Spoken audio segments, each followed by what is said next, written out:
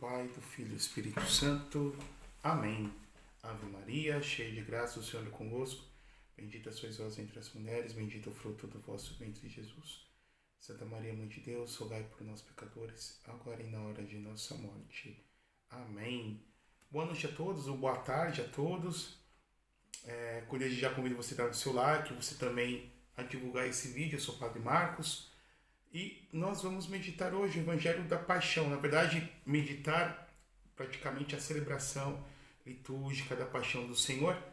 E eu tomo a liberdade de não ler o Evangelho segundo São João, que é um Evangelho muito longo, que já foi já foi lido em todas as celebrações da adoração da Santa Cruz, às 3 horas da tarde. Porém, queria comentar alguma coisa sobre o dia de hoje. Ontem nós falamos sobre a missa de lava-pés, sobre a noite dos santos e tremendos mistérios, o qual há a instituição da Eucaristia, do sacerdócio ministerial e também o ritual do lava-pés e propriamente o mandamento novo do amor. Amai-vos uns aos outros como eu vos amei, como nos ensinou Jesus. E depois desse momento, a igreja ela entra num silêncio profundo. Ela, como esposa, ela mergulha no luto pela morte do seu esposo, Jesus, pela morte do seu Senhor. E a igreja nos convida a fazermos a mesma coisa, de adorarmos ao Senhor, adorarmos a morte adorável do Senhor. E já entramos também em clima de Sábado Santo, no qual o corpo de Jesus está sepultado. A gente vai meditar isso propriamente amanhã. A sua descida, a sua alma que desce à mansão dos mortos. Mas hoje a igreja nos põe a morte do Senhor diante dos nossos olhos. O Evangelho de João. Os 4 evangelistas tratam da paixão, mas João ele trata de uma forma muito mais desenvolvida, muito mais aprofundada. João já começa com Jesus na torrente do Cedron. Então, para a gente poder tentar entender um pouquinho a cena, Jesus está em Jerusalém, né? Jesus ceiou no cenáculo, em que em Jerusalém existe uma rua, do qual existe uma sala superior, como se fosse um apartamentinho, vamos dizer assim, uma casa-apartamento. No piso superior ficava o cenáculo, e lá Nosso Senhor instituiu a Eucaristia, etc. Depois Judas ele foi para o Sinédrio. O Sinédrio é como se fosse uma mistura de Senado com o Poder Judiciário, em que estavam os grandes de Israel, estavam os sacerdotes, propriamente disso, os grandes doutores da lei. O Sinédrio era composto ao redor de 70 anciãos, 70 membros, cujo líder era Gadol Kohen, o sumo sacerdote. Nesse ano, Caifás, em que havia articulado toda a morte de Jesus por inveja. Então foi Caifás que a gente vai ver que vai acabar de uma certa forma combinando com Judas Iscariotes, poder se encontrar com Jesus no horto. Jesus tinha o costume sempre de rezar naquele momento, naquele lugar, pela noite, e combinado a senha, que era um beijo. Havia cedido os guardas do templo para poder capturar Jesus. Já havia arrumado mais ou menos uma cena de um julgamento à noite, que é uma coisa totalmente ilegal, julgar alguém à noite, beirando a madrugada, subornado as testemunhas. Então assim, foi o grande mentor da paixão de Jesus. Depois nós vamos ver que vai pressionar Pilatos, vai acabar de uma certa forma também influenciando o povo que estava no pretório e que acabou preferindo a Barrabás do que propriamente Jesus. Então Jesus vai para o horto. Nesse momento que Jesus reza, que Jesus ora, um momento de profunda solidão de Jesus, que Jesus está experimentando, bebendo até a última gota do cálice amargo da sua paixão, da sua dor, do seu desespero. Desespero aqui não no sentido de perder a esperança, no sentido teológico, mas na sua dor profunda, de ver sobre si toda a maldade, toda a malícia do mundo. Naquele momento, ele é o Cordeiro de Deus que está assumindo sobre si as iniquidades para matar essas iniquidades na cruz.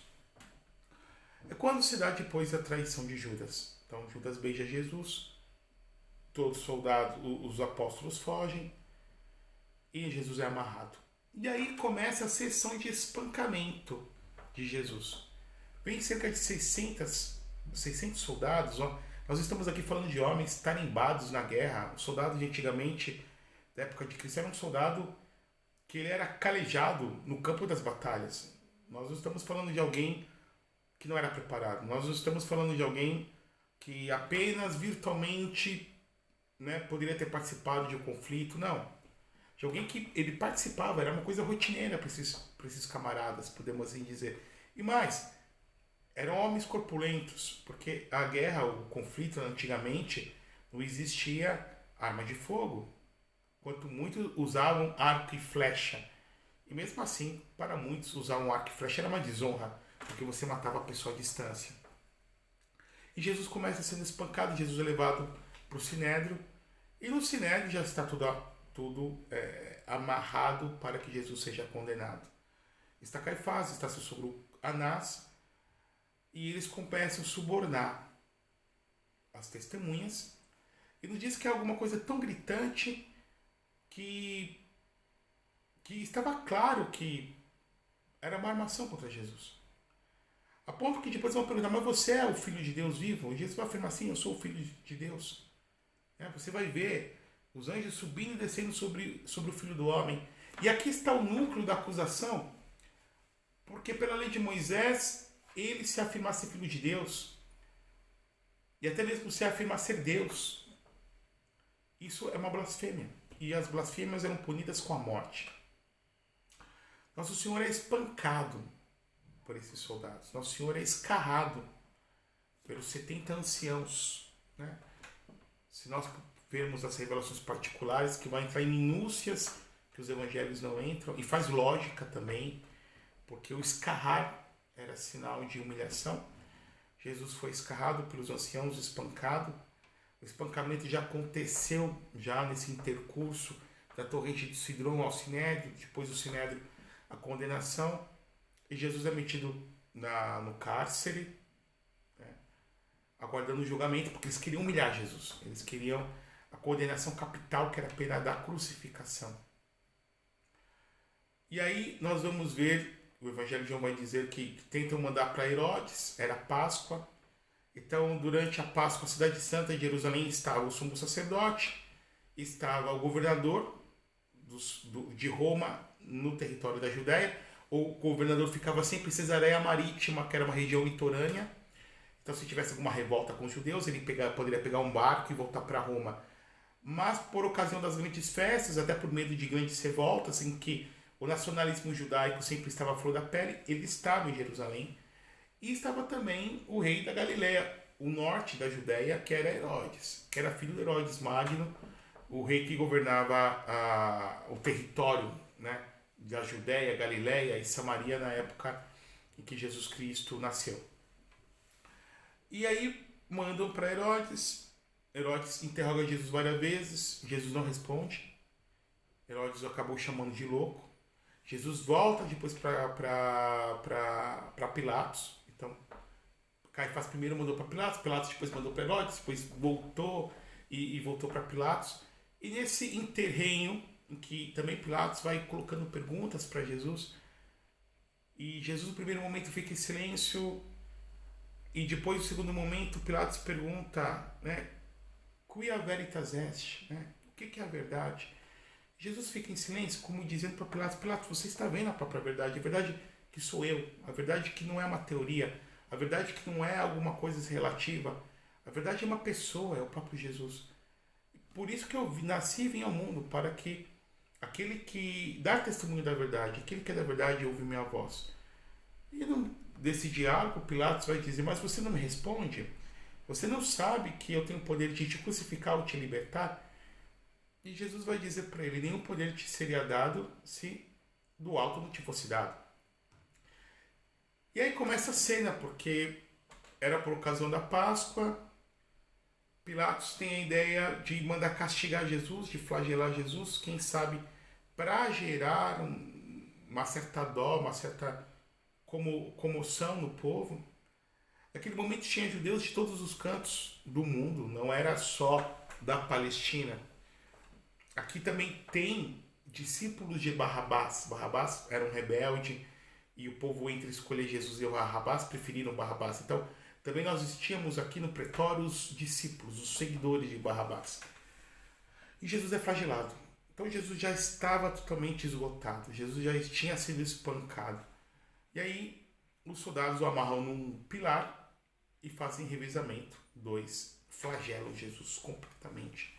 A flagelação que se divide em 3 partes. A primeira parte com uma vara fina, depois com um látego de couro, e a terceira, um chicote especial para castigar os judeus chamado tagu flaxilatum, em que havia correntes de metal e de ossos de cabrito, para que à medida que fincasse na pele pudesse descarrar. Naquele momento, os soldados descarregam todo o ódio deles sobre Jesus. Eram homens que na maioria não eram judeus, eram sírios, eram romanos, eram da redondeza, homens que haviam não dormido, ficavam de guarda a madrugada inteira, então profundamente irritados, homens que tinham um verdadeiro desprezo pelos judeus e sabiam da fama de santo e de profeta de Jesus. E homens que estavam possuídos de um verdadeiro ódio, insuflado pelos próprios demônios contra Cristo. Então, Jesus naquele momento foi descarrado, ele foi descarnado. As peles de Jesus voaram.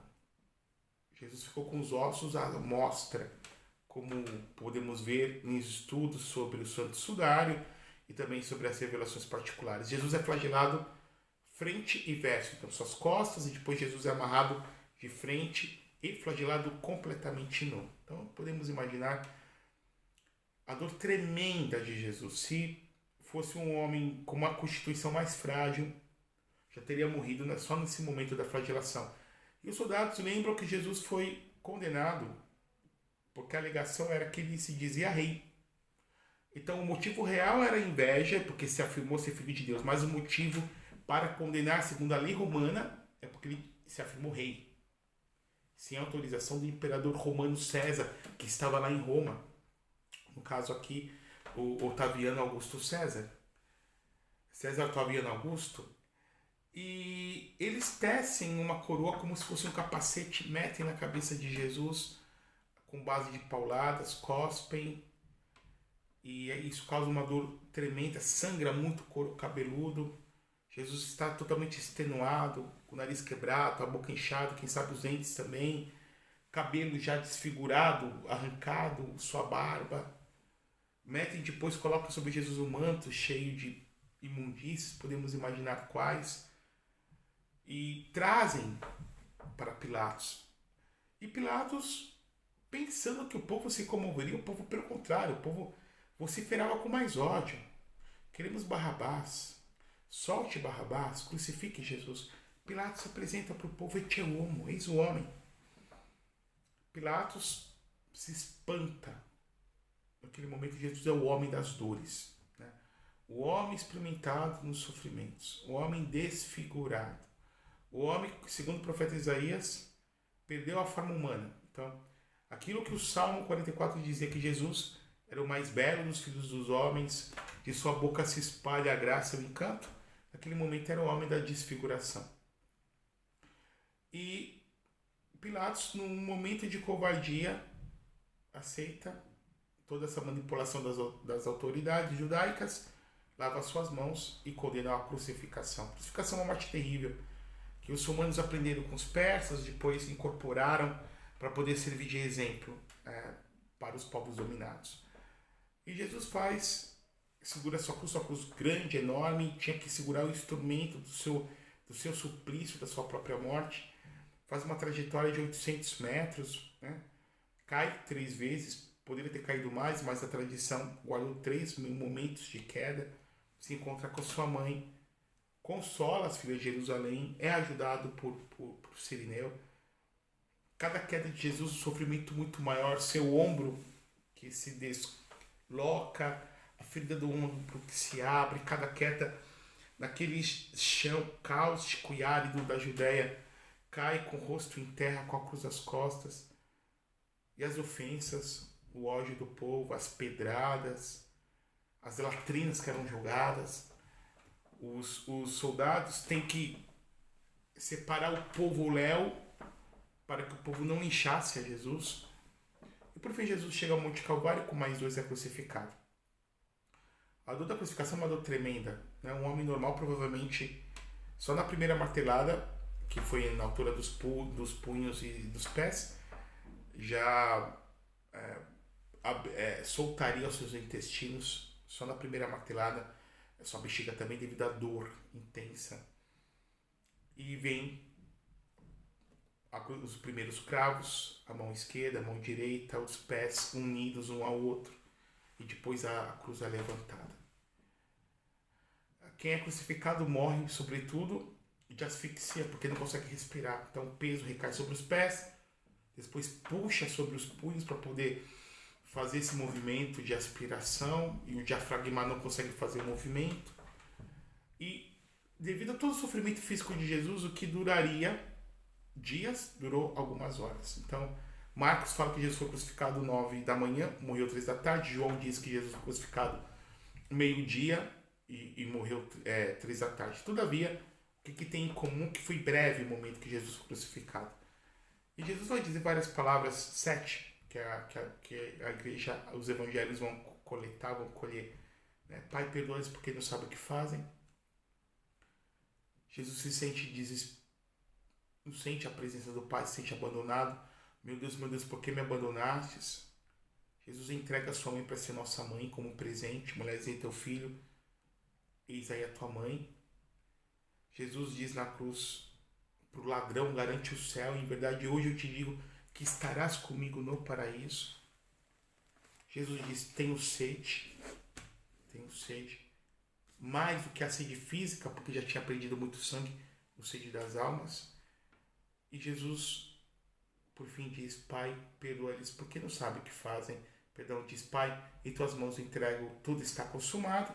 E depois Jesus diz, Pai, em tuas mãos eu entrego o meu espírito. Dá um forte grito e morre. Acontece o verdadeiro tremor, terremotos, a natureza se revolta. E a forma de Jesus morrer toca um centurião romano. Esse centurião romano, que para poder confirmar se Jesus morreu ou não, vão quebrando as pernas de Dimas, que era um soldado, um que estava à sua direita, e de Gesmas, como diz a tradição, o mau ladrão, o bom ladrão Dimas, o mau ladrão Gesmas, quebra a perna de um e de outro para poder acelerar a morte. E Jesus no meio, vendo que está morto, ele lanceta, dá um golpe de lança de baixo para cima e abre o costado de Jesus. E de lá sai sangue e água. Fleuma do grego, né? Abriu as costelas, entre as costelas, e rasgou o coração de Jesus, que já estava rasgado por nosso amor. Sai sangue, símbolo da Eucaristia, água, símbolo do batismo, né? Nas pinturas antigas sai uma mulher, sai a igreja.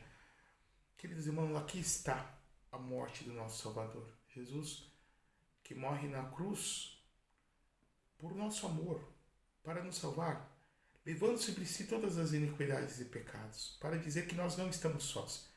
Dizer que a morte do homem não vai ser uma morte solitária, se tivermos com ele, porque ele passou adiante. Na cruz ele venceu Satanás, na cruz ele venceu o mundo, na cruz ele venceu o pecado, na cruz ele vence a própria morte. A cruz é nosso troféu, na cruz está a nossa glória. Ele não veio por sua cruz tirar o nosso sofrimento, mas veio santificá-lo, veio dar uma dignidade maior, veio divinizar o sofrimento do homem que sofre unido a ele. A cruz que é nosso livro maior, a cruz, como disse São Tomás de Aquino, né? Aqui está meu livro, aqui eu aprendo tudo da cruz do Senhor, que devemos conformar a nossa vida à sua cruz bendita e santa, à sua cruz salvadora. Então nós somos salvos, os sacramentos bebem sua força, ganhamos força, nossa oração tem eficácia pelo sacrifício de Jesus, pelo sangue de Jesus, pela sua oferta total e irreversível ao Pai. Não vamos ser salvos porque somos meramente bons, não vamos ser salvos por conta de reencarnação, porque reencarnação não existe. Se existisse, não seria necessário o sacrifício dele no madeiro, na cruz. Ele está com os braços abertos, meus irmãos, há 2000 anos. Essas feridas que ele, depois de ressuscitado, quis que permanecessem com ele. E quando olhamos para a cruz, vemos esses braços abertos que nunca se fecharam para poder receber a cada um de nós. Que a Virgem Maria, a Virgem das Dores, a Senhora da Piedade, porque tudo aquilo que Jesus sofreu na carne, Maria sofreu na alma. E ela só não faleceu, só não morreu por uma graça especial de Deus. Por isso que Maria é invocada como Rainha dos Mártires. Né? São Paulo da Cruz, um santo italiano que foi um dos passionistas, teve uma visão da Senhora das Dores e disse que ela estava como uma cadáver. E por uma graça de Deus. Porque deveria ser nossa mãe, se tornou nossa mãe na cruz. Né? Fomos gerados no Calvário. Deus a manteve viva para poder interceder por nós. Que ela, a Virgem, possa, a cada um de nós, a nos ajudar a vivermos o mistério da paixão do Senhor. Paixão que do latim significa sofrimento. Paixão que do grego significa loucura. A paixão de Jesus é o seu sofrimento. É ao mesmo tempo a loucura de amor, o manikos, a loucura de amor que ele tem por cada um de nós. Que Deus Todo-Poderoso nos abençoe e nos guarde. Em nome do Pai, do Filho e do Espírito Santo. Amém.